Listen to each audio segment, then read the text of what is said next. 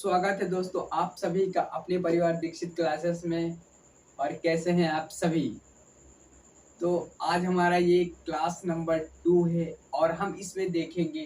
दोस्तों हम लोगों ने पहली क्लास में देख लिया था कि जो यूरोपियन कंपनीज थी वो भारत आ चुकी थी व्यापार करने के लिए, और उनमें हम लोगों ने जो देखा था पुर्तगाली कंपनियों ने जो अपना पहला गवर्नर जनरल नियुक्त किया था यहाँ प्रशासन को चलाने के लिए, वो था फ्रांसिस द अल्मेडा। तो उस क्लास में हम लोगों ने दोस्तों फ्रांसिस द अल्मेडा के बारे में देख लिया था, और वहीं से आज हम जो दूसरा गवर्नर जनरल नियुक्त होता है वहां से हम स्टार्ट करते हैं।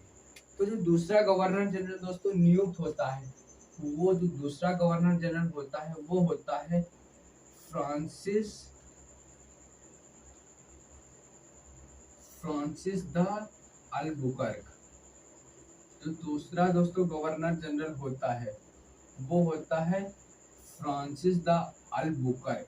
तो ये काफ़ी इम्पोर्टेंट रहता है क्योंकि अधिकतर जो एसएससी के पेपर होते हैं उसमें इससे ही ज़्यादातर क्वेश्चन पुट अप किए जाते हैं, क्योंकि ये जो होता है इससे पुर्तगाली साम्राज्य का दोस्तों वास्तविक गवर्नर जनरल कहा जाता है, क्योंकि ये कुछ ऐसे जो है ये कार्य करता है। तो उसमें हम देखेंगे सबसे पहले तो ये कब से कब तक रहता है दोस्तों। ये 1509 ईस्वी से 1515 तक, यानी दोस्तों ये जो है 6 साल तक गवर्नर जनरल के पद पर रहता है। तो जब दोस्तों ये 6 साल अपने पद पर रहता है तो सबसे पहले ये अब जो अपनी राजधानी बनाता है वो बनाता है दोस्तों कोचीन को। नंबर 1 फैक्ट इसके बारे में है, इसने अपनी राजधानी इसने अपनी राजधानी इसने अपनी राजधानी कोचीन को बनाई। इसने अपनी राजधानी कोचीन को बनाई। दोस्तों जो कोचीन है ये वर्तमान में केरल राज्य में पड़ता है। इसमें दोस्तों केरल राज्य में पड़ता है। इसने अपनी राजधानी कोचीन को बनाता है। तो सबसे पहला जो ये काम करता है अपने शासन काल के दौरान, वो सबसे पहले अपनी ये राजधानी जो है कोचीन को बनाता है। उसके बाद ये दोस्तों एक अहम कार्य करता है जो कि होता है गोवा के राजा होते हैं जो आदिल शाह, उनसे दोस्तों ये 1510 ईस्वी में गोवा छीन लेता है। यानी आप देख सकते हैं ये 1509 में ये गवर्नर जनरल बनता है और 1 साल बाद यानी 1510 ईस्वी में ये गोवा के राजा होते हैं। नंबर 2 है ये गोवा के राजा गोवा के राजा होते हैं आदिल शाह। दोस्तों गोवा के राजा होते हैं आदिल शाह, उनसे ये गोवा छीन लेता है कौन दोस्तों, ये फ्रांसिस द अल्बुकर्क होता है। ये गोवा के शासक जो होते हैं आदिल शाह, उनसे ये गोवा को छीन लेता है। और तो ये तीसरा दोस्तों ये जो गोवा छीन लेता है इसी के कारण इसे पुर्तगाली साम्राज्य का वास्तविक गवर्नर जनरल कहा जाता है। ये पॉइंट काफी बार एग्जाम में रिपीटेड मोड पे दोस्तों पूछा जाता है, तो अच्छी तरह से आप लिख लीजिएगा। इसे पुर्तगाली साम्राज्य का पुर्तगाली साम्राज्य का वास्तविक गवर्नर जनरल कहा जाता है। दोस्तों ये पॉइंट जो है बहुत ही ज़्यादा इम्पोर्टेंट है, क्योंकि एक तरह से देखा जाए जो पहला गवर्नर जनरल होता है अल्मेडा, वो होता भले ही पहला है लेकिन जो पुर्तगाली साम्राज्य का वास्तविक गवर्नर जनरल कहा जाता है वो दोस्तों फ्रांसिस द अल्बुकर्क को ही कहा जाता है। तो हम लोगों ने जो फ्रांसिस द अल्बुकर्क के बारे में इम्पोर्टेंट पॉइंट थे उनको हम लोगों ने देख लिया। सबसे पहले ये 1509 में बनता है और 6 साल के टाइम पीरियड पर ये शासन संभालता है। उसके बाद इसने जो अपनी राजधानी है वो मेरे भाई जो बनाता है ये कोचीन को बनाता है। उसके बाद ये जो गोवा के शासक होते हैं दोस्तों आदिल शाह से गोवा को छीन लेता है। कब दोस्तों छीनता है ये 1510 ईस्वी में ये गोवा के शासक आदिल शाह से गोवा को मेरे भाई छीन लेता है। तो जो हम अगले गवर्नर जनरल के बारे में देखते हैं।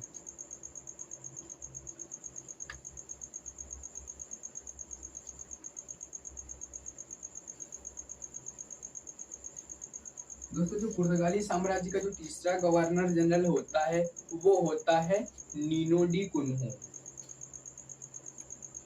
जो तीसरा गवर्नर जनरल होता है नीनो डी कुन्हो।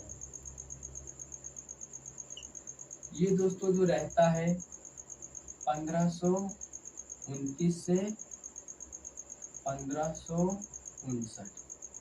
दोस्तों ये 1529 से 1559 ईस्वी तक गवर्नर जनरल के पद पर रहता है। हम लोग को कुछ जो पुर्तगाली कंपनियों द्वारा कुछ गवर्नर जो इम्पोर्टेंट है, जो हमारे पेपर में अधिकतर पेपर में पूछे जाते हैं, हम उन्हीं को बस पढ़ेंगे। जो 3 गवर्नर जनरल ही हमें पुर्तगाली कंपनी में पढ़ना होता है, और ये तीसरा है जो नीनो डी कुन्हो, ये 1529 से 1559 तक रहता है। तो कुछ इसने भी भारत में कुछ ही जब रहते हैं तो कार्य करते हैं, तो इनके बारे में भी हम कुछ पढ़ते हैं। तो ये है नीनो डी कुन्हो। दोस्तों ये सबसे पहला जो कार्य करता है, जो वो अल्बुकर्क ने अपनी राजधानी दोस्तों कोचीन को बनाई थी। तो ये जो होता है कि कोचीन से अपनी राजधानी गोवा ट्रांसफर कर देता है। जिस हिस्से को अल्बुकर्क ने आदिल शाह से जीता था, वो उस टाइम में नीनो डी कुन्हो अपनी राजधानी दोस्तों गोवा को बनाता है। और इसने अपनी राजधानी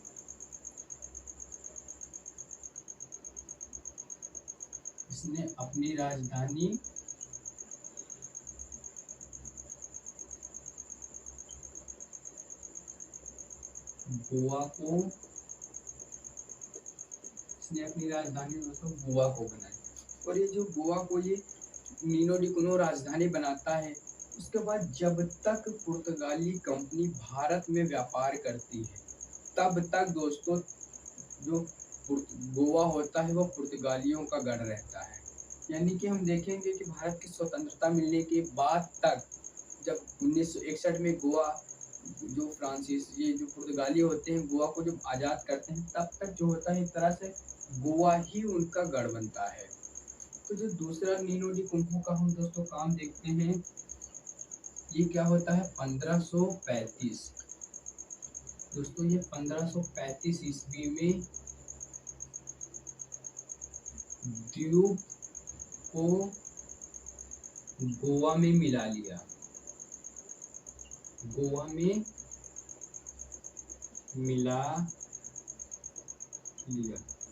दोस्तों ये द्वीप क्या होता है, इसको हम लोग देखते हैं। दोस्तों ये द्वीप है, ये पड़ता है गुजरात में, और ये गोवा पड़ता है द्वीप के जो गोवा से काफी नीचे। तो ये क्या होता है, अब ये जो नीनो डी कुन्हो था, ये अब अपना एक तरह से जो सीमा है वो अधिकतर भारत में अपना फैला ही रहा था, क्योंकि जो देखा अल्बुकर्क ने गोवा को छीन लिया था, और ये 1535 ईस्वी में द्वीप को भी अपने भाग में मिला लिया।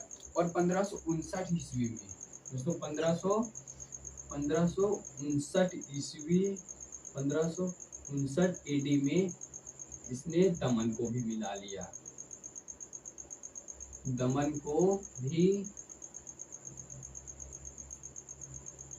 को भी मिला लिया। तो ये जो नीनो डी कुन्हो था, ये बेसिकली जो द्वीप को 1535 में अपने में मिला लेता है, और जो होता है दमन को 1559 में इसने दमन को भी मिला लिया। तो हम लोगों ने नीनो डी कुन्हो के द्वारा जो कुछ कार्य किए गए, तो उसको भी हम लोगों ने देख लिया। अब हम दोस्तों देखते हैं जो पुर्तगाली कंपनी थी, उसके से कुछ इम्पोर्टेंट फैक्ट जो अधिकतर पेपर में पूछे जाते हैं। अगर मेरे भाई कोई भी स्टूडेंट जो है एसएससी या एसएससी लेवल के एग्जाम को टारगेट कर रहा है, ये एक तरह से यानी कोई भी गवर्नमेंट एग्जाम जो कि एसएससी लेवल तक है, उसके लिए आप इस क्लासेस को फॉलो कर सकते हैं, जो आपके लिए काफ़ी ज़्यादा बेनिफिशियल होने वाले। क्योंकि जो पॉइंट्स में मेरे भाई लिखवा रहा हूँ, बस यही एग्ज़ाम में एक तरह से पूछा जाता है, क्योंकि मैंने वो कंटेंट इस वीडियो में डाला है जो कि मैंने देखता हूँ अक्सर जो पेपर्स में पूछे जाते हैं। क्योंकि मैं ऐसे तो कई गवर्नर जनरल जो होते हैं वो पुर्तगाली साम्राज्य के रहते हैं, लेकिन मैं उन सब से आपको नहीं पढ़ाना चाहूँगा, क्योंकि मैं देखता हूँ जो भी कंटेंट है, जो एक तरह से लेटेस्ट कंटेंट है, जो कि टीसीएस के बेसिस पे क्वेश्चंस पूछे जाते हैं, मैं वही अपने वीडियोस में रख रहा हूँ, और वही पॉइंट्स जो है मेरे भाई नोट करा रहा हूँ। तो देखते हैं जो जो अब हम लोगों ने जो कुछ गवर्नर जनरल के फैक्ट थे मेरे भाई, हम लोगों ने उसको डिस्कस कर लिया। अब जो कुछ इम्पोर्टेंट फैक्ट्स या आप जिसे अपनी कॉपी में लिख सकते हैं नोट्स बनाकर,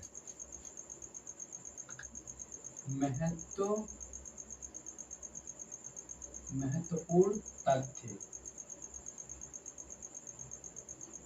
ये मेरे भाई रामबाण साबित होने वाले हैं जो अब मैं लिखा रहा हूँ महत्वपूर्ण तथ्य, यानी आप नोट बना के लिख देते हैं क्योंकि ये बहुत ही ज़्यादा इम्पोर्टेंट है, जो कि यूरोपियन कंपनीज का भारत आगमन वाले टॉपिक से पुट अप किए जाते हैं। दोस्तों जो सबसे पहला पॉइंट इसमें है कि जो भारत में प्रिंटिंग प्रेस की जो स्थापना होती है वो पुर्तगालियों द्वारा ही होती है। पुर्तगालियों द्वारा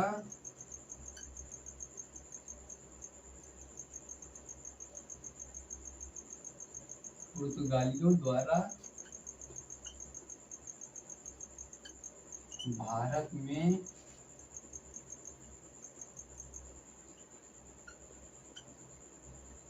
प्रिंटिंग प्रेस की शुरुआत भारत में पुर्तगालियों द्वारा ही मेरे भाई की जाती है। और पुर्तगालियों के बारे में एक और भी विशेष तथ्य है, ये जो पुर्तगाली थे ये भारत में आए सबसे पहले भी व्यापार करने के लिए थे और ये जाते भी सबसे बाद में है। यानी भारत को 1547 में आज़ादी मिल जाती है, लेकिन एक तरह से ये आज़ादी के 10-11 साल बाद तक भारत में रुकते हैं और व्यापार करते हैं। तो इन्हें कहा जाता है कि ये भारत में आए सबसे पहले थे,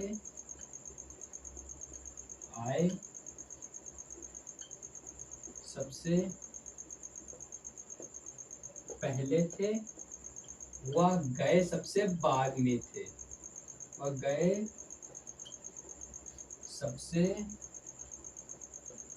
बाद में थे, ये बेसिकली जो होते हैं पुर्तगाली वासी, ये भारत को, ये जो गोवा को आज़ादी देते हैं, ये देते हैं मेरे भाई 1961 ईस्वी में। यानी जो गोवा होता है वो पुर्तगालियों से 1961 ईस्वी में आज़ाद होता है। आप देख सकते हैं भारत 1947 में फ्रीडम मिल गई थी, लेकिन ये 1961 ईस्वी में भारत से गए थे।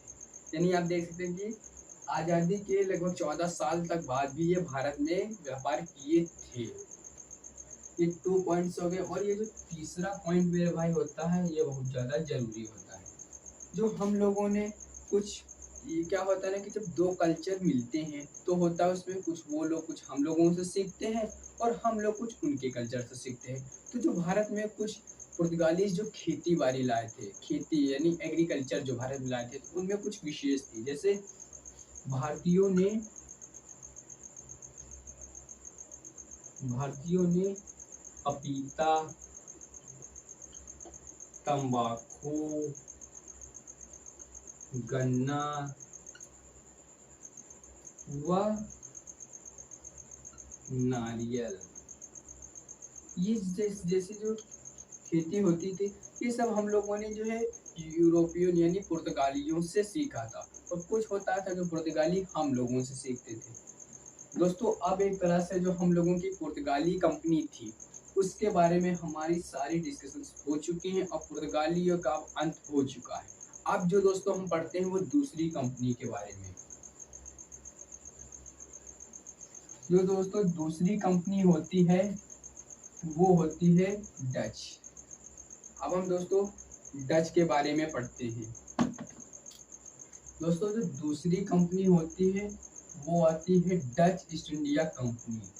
तो डच ईस्ट इंडिया कंपनी आती है तो ये क्या होगा, जो ये जब सबसे पहले आएगी तो बेसिकली सबसे पहले ये भी अपनी एक कोठी या फैक्ट्री स्थापित करेगी जहां पर यह व्यापार करना चालू कर।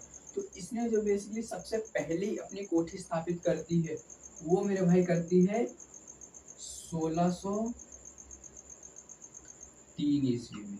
ये जो अपनी सबसे पहली कोठी स्थापित करती है या कार्यालय स्थापित करती है बसेरा के लिए, तो 1603 ईस्वी में मेरे भाई ये स्थापित करती है। और जो मेरे भाई जो एक डच के बारे में बहुत ज़्यादा इम्पोर्टेंट फैक्ट है वो आप नोट बनाकर लिख लीजिएगा। ये एक ऐसी कंपनी थी, ये एक ऐसी कंपनी थी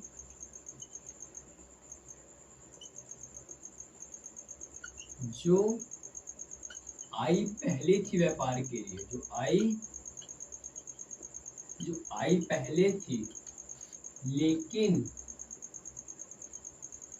स्थापित बाद में हुई थी,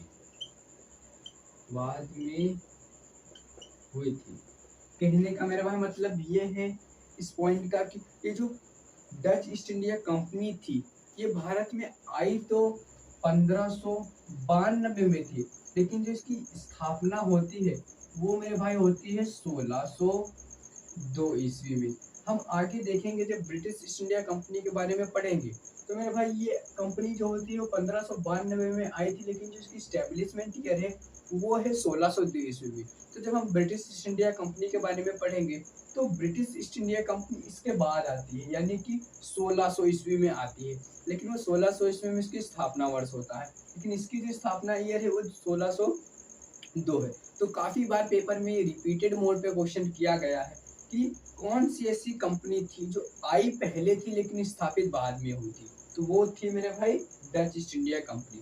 अब ये डच किन्हें कहा जाता था, ये एक रोचक तथ्य है। जो डच है ये मेरे भाई कहा जाता है वर्तमान में जो हॉलैंड या नीदरलैंड के लोग हैं। कौन दोस्तों? हॉलैंड या नीदरलैंड के लोगों को डच कहा जाता है।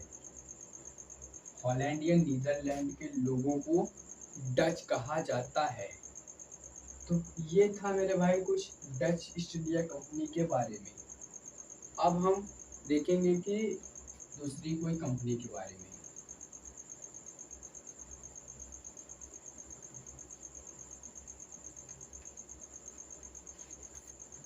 अगली जो हमारी दोस्तों तीसरी कंपनी आती है भारत में व्यापार करने के लिए, वो होती है ब्रिटिश ईस्ट इंडिया कंपनी। तीसरी मेरे भाई जो कंपनी होती है व्यापार करने के लिए आती है वो होती है British east India company. British east India company. दो कंपनियों का दोस्तों हम लोगों ने अध्ययन कर लिया है, और जब तीसरी जो ये कंपनी आती है भारत में व्यापार करने के लिए, हम देखेंगे कि कैसे इसने भारत में एक तरह से सामाजिक, आर्थिक, राजनीतिक तौर पर भारत का ही नहीं भारत के नागरिकों का भूमिका हर तरह से दोस्तों मेरे भाई शोषण करते हैं। तो आज की वीडियो में बस इतना ही। हम देखेंगे जो ब्रिटिश ईस्ट इंडिया कंपनी का ही हम अगली क्लास में देखेंगे। आज के लिए मेरे भाई बस इतना ही। थैंक्स फॉर वॉचिंग एंड आज के लिए बस इतना ही। धन्यवाद।